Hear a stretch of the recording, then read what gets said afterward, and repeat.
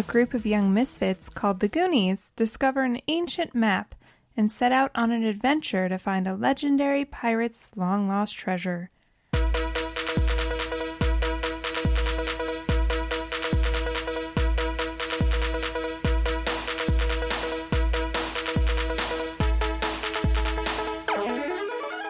This is Ryan. And this is Ashley. And this is Ruining Our Childhood. The BONISODE. Yeah. And if you can tell from our log line, we're doing the Goonies. Yeah. And you should already know that. You know, I actually wrote down, whenever I'm getting to know somebody, and somehow the conversation goes towards movies you like, this inevitably is one that I'll ask. And if they haven't seen it, I'm like, I really don't want to be your friend. No joke. That's a little harsh. Nope. I can't disagree with you. It's a little harsh, but you might be onto something. I mean, if you didn't watch this movie and you're around our age, what kind of childhood did you have? A pretty crappy one. I'll tell you that. Pretty crappy. So, yeah, guys, thank you for joining us. This is a Ruiners Club exclusive minisode. Unless you're listening to this on our regular podcast feed. Hi. You're lucky that you're listening to this episode, but usually you have to sign up. Yeah. And if you haven't, why haven't you? Yes. It's free. It's free right now. Yeah. We're beta testing. It's going wonderful. Thanks for asking. To join the Ruiners Club, if you are listening to this on our regular feed, just go to our website, ruiningourchildhood.com, and hit that link that says join our fan club. Or as Ryan likes to say in all of our episodes, just go to our website and, put your address in. There you go. Your email address. Just anywhere. Just start typing it. Don't actually tell them where to go. No. There's a secret field you have to find by clicking on things. Then you find it and you put in your address. That seems like a really hard thing to do. Yeah. And a bad business model. Yeah. Yes. Try to make it as easy as possible, Ryan. Very true. So The Goonies. The 1985 classic, The Goonies. Yes. And this is definitely one of our untouchables. Yes. And why did we pick this movie, Ryan? I don't know if it's I would say it is probably one of my earliest movie memories. We had a copy that was recorded off of television. Nice. Because we were cheap. And I don't know how many times I watched it as a kid, but I feel like I watched it about 900 times. Yeah. To the point we've talked about when you were homesick from school, you usually had like a go-to movie. This was my sick day movie. Yeah. I was trying to think today, what is my earliest memory of watching this movie? And I honestly can't remember. Obviously, it came out a year before I was born, so it's older than I am. Yes. But I feel like I saw it really early on, but I don't know if we owned it. I honestly can't remember. I don't think we owned it on VHS, but I do remember watching it on TV a lot because I was aware of it. I knew what it was. I loved it. Mm-hmm. I got old enough to own my own things. I bought it, so I would say it was one of the first DVDs I bought. Yeah. Because when I started working, DVDs were just becoming exploding. They were blowing up. So I didn't buy it on VHS when I started working. I went with the DVD. Right. But I do remember the VHS copy that we had. It had National Lampoon's Christmas Vacation on it, Muppets Family Christmas, which was a TV special, and the Goonies. And I would watch those three things all the time. Nice. So they were, I have admiration for all of them. Right. But yeah, I do remember for a while Best Buy would give you a $5 voucher if you would trade in a DVD. Yeah. And I took in my copy of Goonies to get this $5 voucher, and the clerk was offended. You're like, I have it on Blu-ray. Yeah, I did. And they're like, oh, okay. Because for a second there, I was like, what is wrong with you? Why are you getting rid of this movie? And I was like, okay, you're a good person. And I guess that just shows you how beloved this movie is, especially to people our age and a little older, obviously. Because, like I said, this movie is actually older than I am. it came out, what, you were like 1 Yeah. when it originally came out, so. My parents didn't take me to see this in theater. That I know of. In theaters? Yeah. Or theater? In theater. You're a jerk. I know.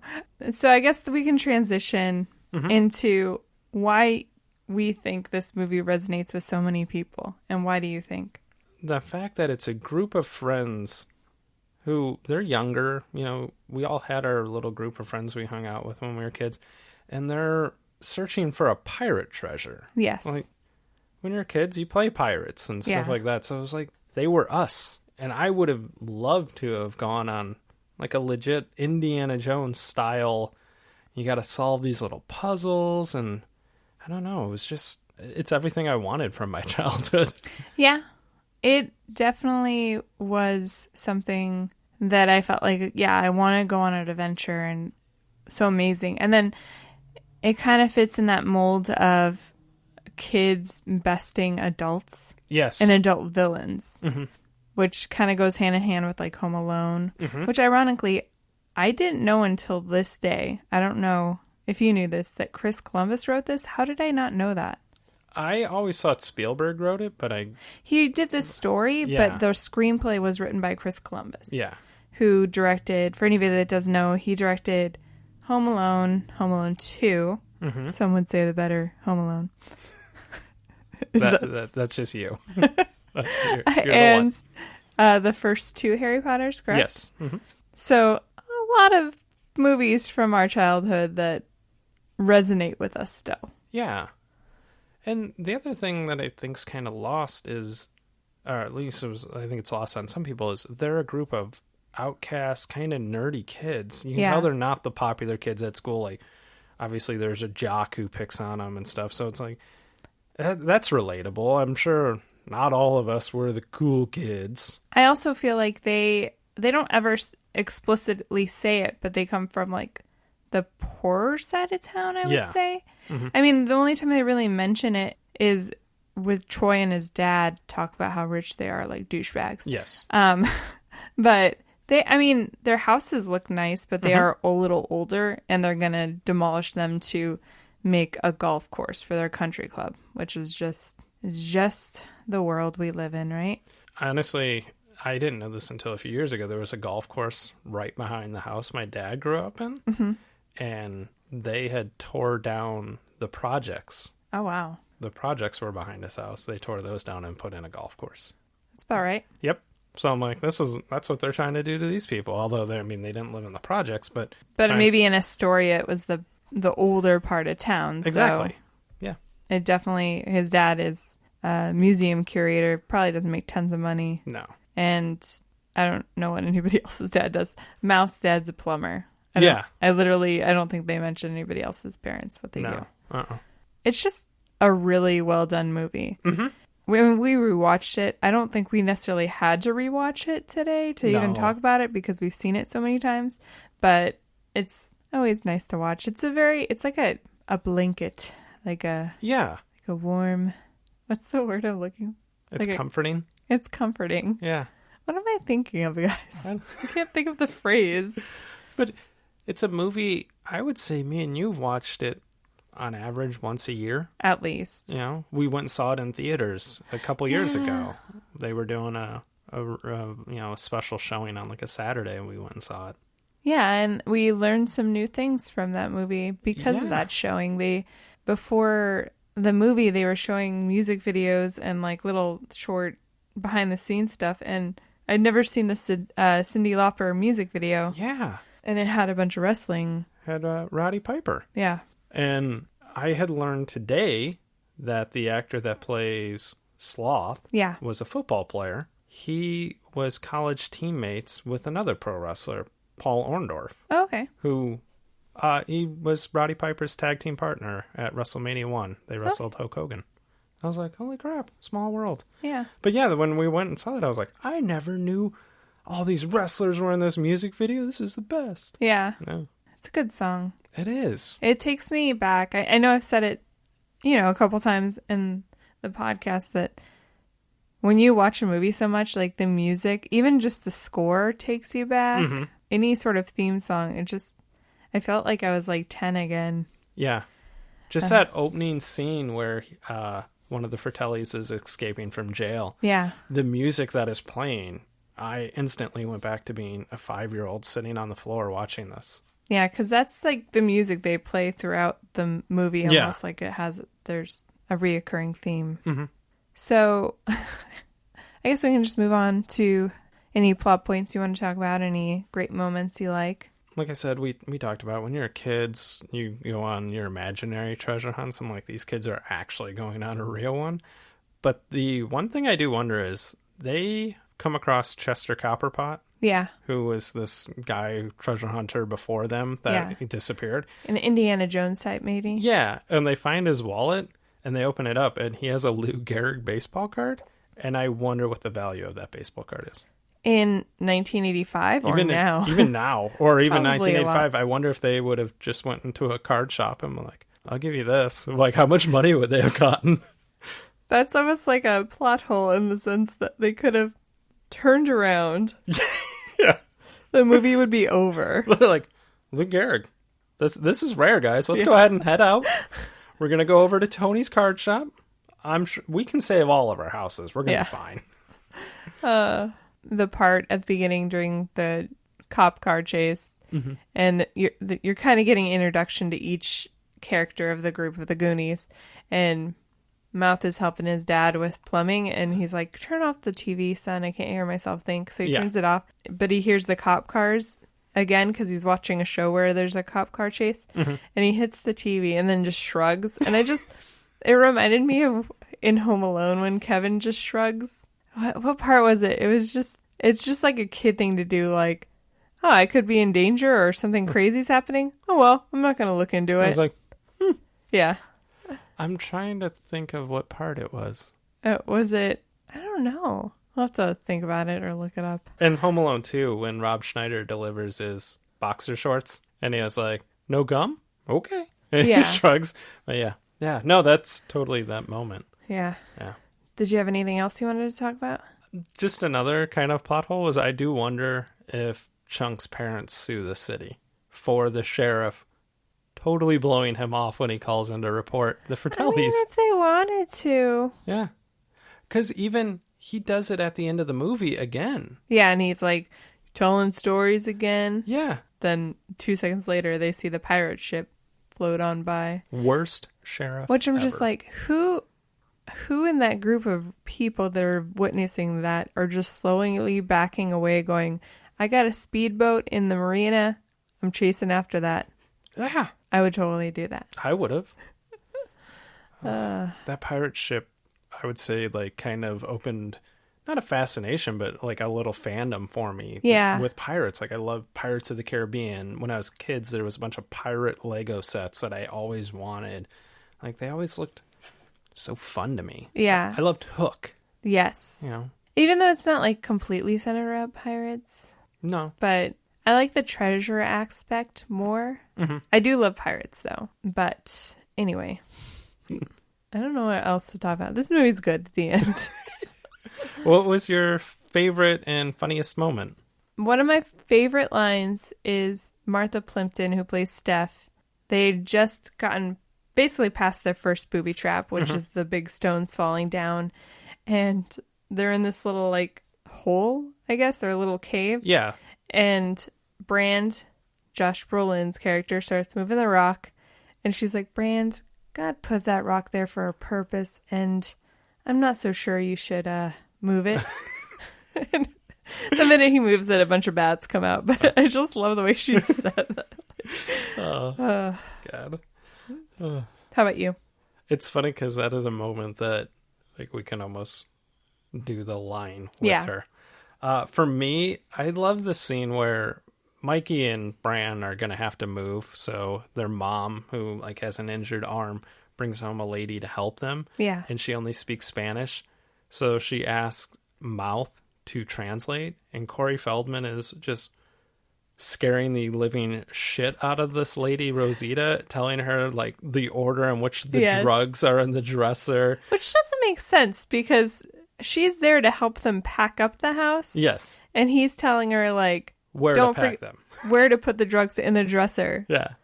But then anyway. he tells her, like, there's sexual torture devices in the attic. Yeah. And if she doesn't listen, they're going to lock her up in the house with a bunch of cockroach. But the best part is, like, the mother who's telling him everything to say, when she comes back, she, like, points, like, do you understand? Yeah. She's like, do You'll be got very it? happy here. But Mouth is just a psycho and scaring the shit out of her.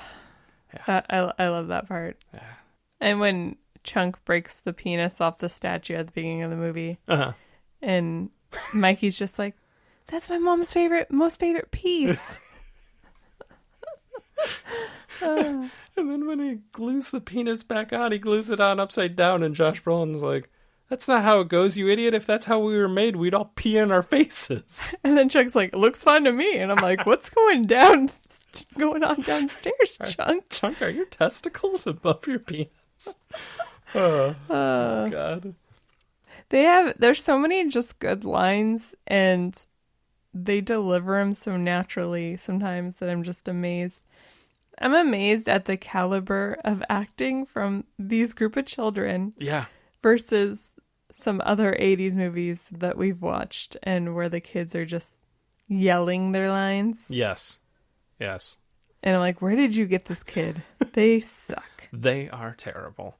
They have great timing. Yeah. Like when the guy, Troy's dad, pulls up and he's like, is your mommy home? Says it to Bran, who's clearly like 16. Yeah. And he's, no, she's at the store picking up Pampers for all of us kids. Yeah. It's like, and the guy didn't go, screw you, you dick, or anything. Like, I'm just you like, shut up. you have a child probably the same exact age as Brand. Mm-hmm. And are you rich? Or are you that like rich entitled dad that doesn't spend any time with his children at all?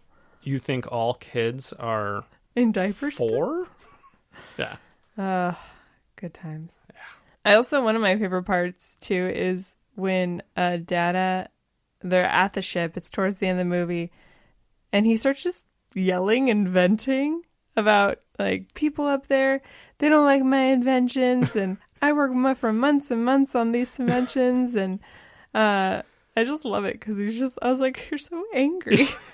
I love that kid. He is in 2 of the best movies of all time. So yes, he's amazing. He's short round. Yes, I do remember talking to my coworker Julie and going like, "Who's your favorite actor?" And she rattled off his like name, like verbatim to me. She's like, Ke Huy Quan, and I'm like, "Who the hell's that?" And she's like, "Short Round from Indiana Jones, Data from Goonies," and she was dead serious. That was her favorite actor. With good reason. He's amazing. And like you said, he's in 2 of our favorites. Yeah. Did you have anything else you want to talk about as far as the best moments or funniest moments? No, just the entire movie. That's the best moment. The whole movie is the whole movie. The best. Yeah. What about any like dated references or anything? There's the usual suspects, the dated appliances and TVs. Yeah. And there was a Donkey Kong arcade. But the one thing that I think kids would probably be confused on as to what it is the spring-loaded resistant workout band thing that Brandon's playing with. Yeah. Where I don't know if kids would know what that is. I mean, it looks like a resistant band, just more archaic, I guess. Yeah. But, yeah. They strap him to a chair.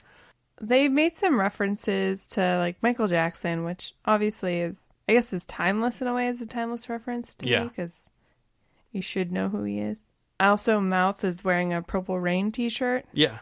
And which is a shirt you probably can buy at any Target right now. So it's like, that's true.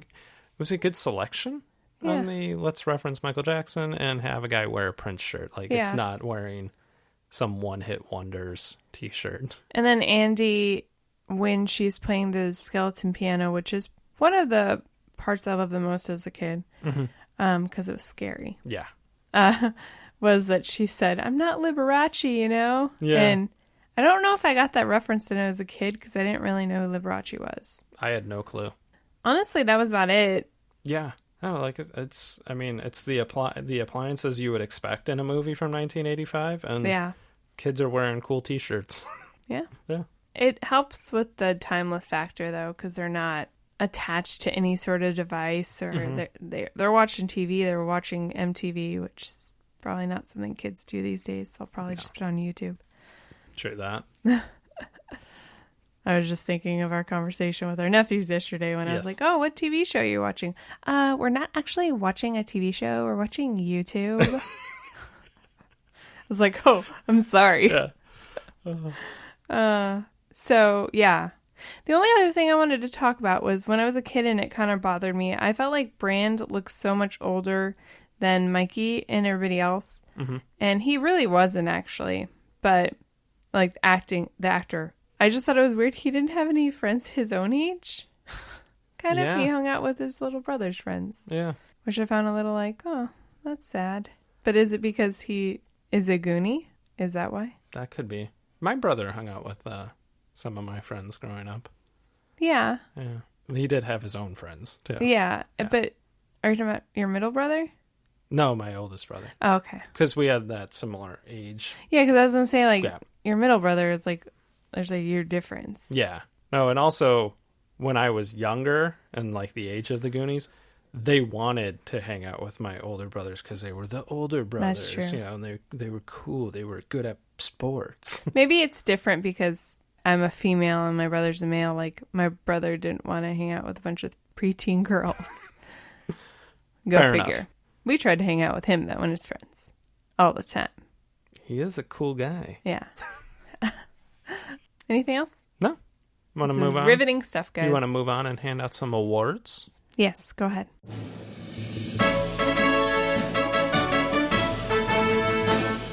As always, on Ruining Our Childhood is award season, and on our special bonusodes, we give out 3 awards. Yes. We give out a bonus award. That's the kind of content you have to sign up for. You get 3 awards. You get 3. The first of which is the Emily Jean Stone Award for Delightful Acting, a.k.a. the Emma Stone Award, a.k.a. the Stony. I put AKAA, and I don't know if that's a real thing. It just sounded good. I think it would actually be AAKA. Also known as. But we went with the also known as. The Stony.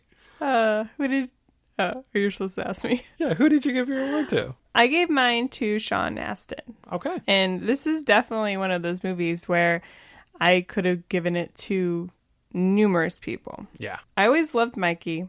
Apparently should be living in a bubble. They never really establish, other than he's small and he has asthma. Yeah. Why his mom is like so concerned about him going outside. And I'm like, well then why do you guys live in such a damp place? I don't know.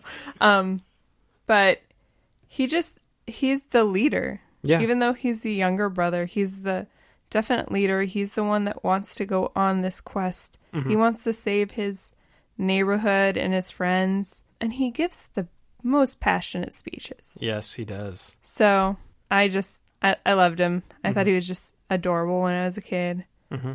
And yeah. I agree with you in the sense you could really give him to anybody in this. I gave mine to Mouth. Uh-huh. I do love me some Corey Feldman. Yes. He's great in this. He was such a great kid actor. And like you said earlier, it's amazing they could get not one great kid actor. There's multiple in this movie. And then we watched some of his other movies. And like you said, we watched one where the little girl's just screaming her lines the entire movie. Yeah. Yeah. I agree. He was definitely up there. Along with some other ones, which we'll get to in the next award. But I did read a trivia fact that Corey Haim actually went out for the part of Mouth, and that's actually how they met for the first time. Oh, wow. Because they'd never met before. Nice. And then they ended up starring in like 6 movies together, becoming best friends. Mm-hmm. You know? The 2 Coreys. Yeah. Yeah, I never knew that. That's cool. According to imdb.com. Not sponsored by us. I could actually see Corey Haim playing Mikey. Definitely. Because, like, his character in Lucas, and then... You know what's funny? When I was a little kid, I think the first or second time watching this movie, I think it was after I watched one... I don't remember the first Corey movie I watched.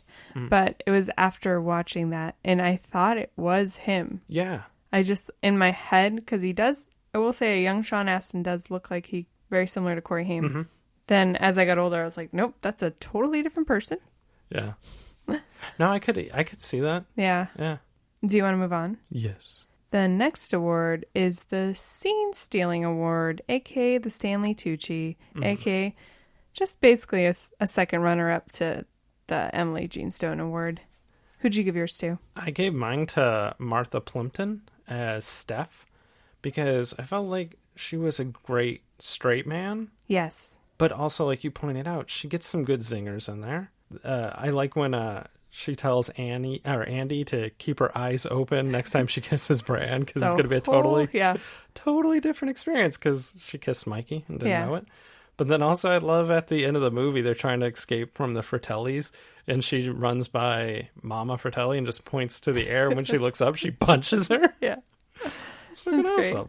I do like that in this movie there's more than one like female character. Mm-hmm. Like they're like, we need to fill our quota, but we'll put 2 in there.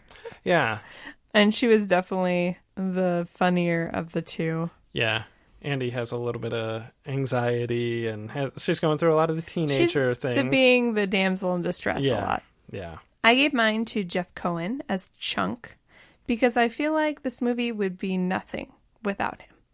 That's a great point. He has some of the funnier parts of the movie, and I just loved him as a kid. Obviously, like the Truffle Shuffle. Truffle Shuffle. I couldn't talk. I was like, I kept wanting to say Chuffle Shuffle. that's not how you say that. And he's the one that bridges the gap between him and Sloth, like the friendship where it all began. Yeah. And if he didn't befriend Sloth, then those kids would probably be dead. That's very true. Just saying. They'd Because be him and stuck Sloth in a come cave. and save the day. Yeah. Yeah. Honestly, I was thinking that like they never gave him the benefit of the doubt because he was obviously a little bit of an exaggerator to the point where even the police thought he exaggerated everything he said. And then he finally is telling the truth. He's like, these people are bad. They have a car in the garage that has holes in it. And they're like, shut up.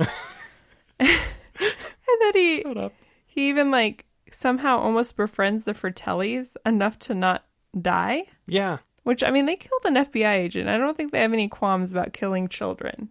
Excellent point. And he's just sitting there telling them all, like, his deepest secrets. Like, I love that. I cheated on a test in 3rd grade. I cheated on a test in 4th grade. Yeah. You bring up a real good point. Like, he's kind of the heart and soul of the movie. Right. Him and Sloth, you know. But I almost gave it to Martha Plimpton, too. Don't get me wrong, yeah. because she does deliver some of the best lines, too. Mm-hmm. Do you want to do the last award? The last award we give out is the Brendan Fraser Award for existing, a.k.a. the person that could possibly ruin the movie, but the movie's too good. Something tells me we're going to have the same person. Who did you give your award to? Is it Troy? It's Troy. Troy, the Wonder Boy. Stephen Anton. Mm-hmm. And literally the only reason I gave it to him, other than he's the villain and he's a douchebag, but was when he screams, "Andy, you Goonie," and he does it so dramatically. Yes. That I almost felt like it didn't fit in the movie. Yeah. First of all, she's kind of dating him. She has a sweater, but they never really like established because the minute she's away from him, she's all about Brand. Yeah. Like they almost kiss like 10 times. And who can blame her? I mean, he's a good-looking guy. Josh Brolin's a good-looking man. Yeah. And he's just a douchebag. He just, at the end of the movie, he's just like, sign it. And I'm like, why do you care? Yeah. You're like 16. Well, I had an issue from the first time you meet him. He grabs a hold of Brand's arm, who's riding a little bike, and takes off and launches him off a cliff. He could have died. Literally could have killed him. Yeah. I'm like, you're a psycho. He's a psycho. Yeah. Screw Steve Anton. Yeah. I'm sure he's a nice gentleman. He's probably a delightful human being, let's be honest. I don't know. I don't know. Maybe he's not that good of an actor and he was just playing himself. I don't know. Does he even still act? He hasn't acted since 1998. And we're probably all better for it. Oh, you're so mean. Sorry, Steve. So, yeah, did you have any final thoughts on this movie? Obviously, in these mini-sodes, we're not trying to see if this movie holds up. We know it holds up. It's an untouchable. We love it. You can't tell us that this movie doesn't hold up. I think something that I was surprised to learn was I didn't realize how successful it was. was like the number 9 movie of the year. Yeah. Made a ton of money. I saw their Fox, like in February, ordered a television series.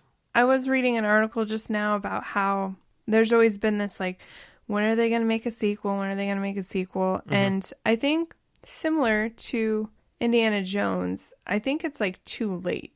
The ship sailed on it? The ship has sailed because you're building up all this anticipation. This movie is beloved. Mm-hmm. So the bar is set way too high. Yeah. Whatever you do is going to be an impossible standard that you can't even touch it. It's just like, leave it alone. Let it be its own thing. Like Back to the Future. If they ever remake Back to the Future, I don't know if I'll even partake. Shots fired. No, I agree with you.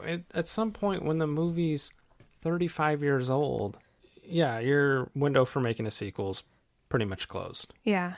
And I'm glad they didn't, because if you think about, if they would have made one, like, say, in the 90s, when all the actors were almost, like, in their 30s, yeah, you know, you could have probably done the thing where they had children already or whatever. Mm-hmm. They could have ruined it. Yeah. And I know I've said this before, like, that reboots and sequels can't ruin the original, but I think in this case it could have. Agreed. But the fact that it's just a standalone thing, it's timeless, and it resonates with children. Like, we showed it to our nephews, who at the time were like 5 and 7, I think. Yeah. It held their attention, which is kind of amazing when you think about this generation. Yeah. When all they want to watch is YouTube. I would almost say, don't make a sequel. Don't do any of that.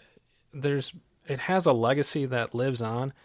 Go show your kids Stranger Things. Yeah. It's incredibly influenced from this. Yes. This has touched those writers who created it. You can tell that. Yeah. Just don't I can definitely say, like, don't make a direct sequel. Maybe make something that is set in the same world or influenced by it.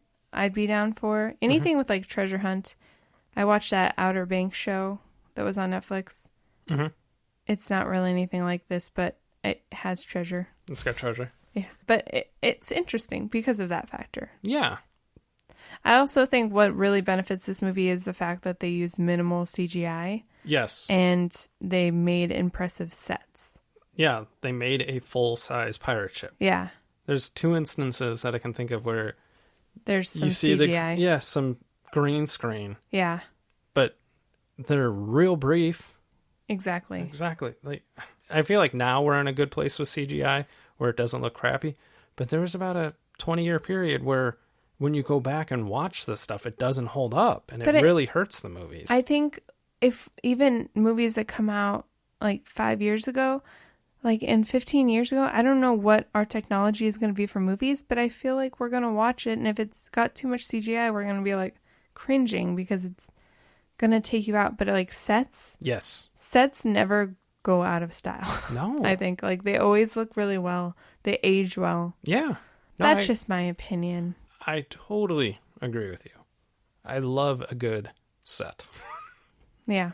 I like that you can go to Universal Studios and basically walk out onto the Harry Potter set because Diagon Alley is essentially the set. Yeah. You know, it's just amazing. That's true. It's not true. Green screened. Well, they did green screen a lot of stuff in that movie, but it was set in a magical world, so it's not like they'd be like, let's get our flying brooms out. So yeah, that's it, guys. Yeah. That's our episode. We hope you enjoyed it. The Goonies is an amazing movie. Question I did want to ask. What was your sick day movie? Yeah. Throw it in the comments. Of what?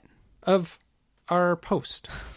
Where on today we're going to put up, hey, listen to the Goonies thing today on Friday. Put in the comments what's your sick day post. I'm razzing you because you're just like, put it in the comments. Put it in the comments. You have to specifically say where to put it. Sorry. The Goonies post from this Friday. Yeah. I want to know. Because mine was Beauty and the Beast. Mm-hmm. That was definitely one of them. And then what I'm now referring to is some of my dad's specials. Is that what I said today? Or was it yesterday? Yes. You're like, and you rattled off his name. And it was about unnecessary roughness. Yes. Yes. Because we were looking at some movies on Prime, and I'm like, Unnecessary Roughness was one of my dad's specials, I'm pretty sure. Yeah. That's how I know. I wonder if I need to ask him if he still has those movies, those VHSs.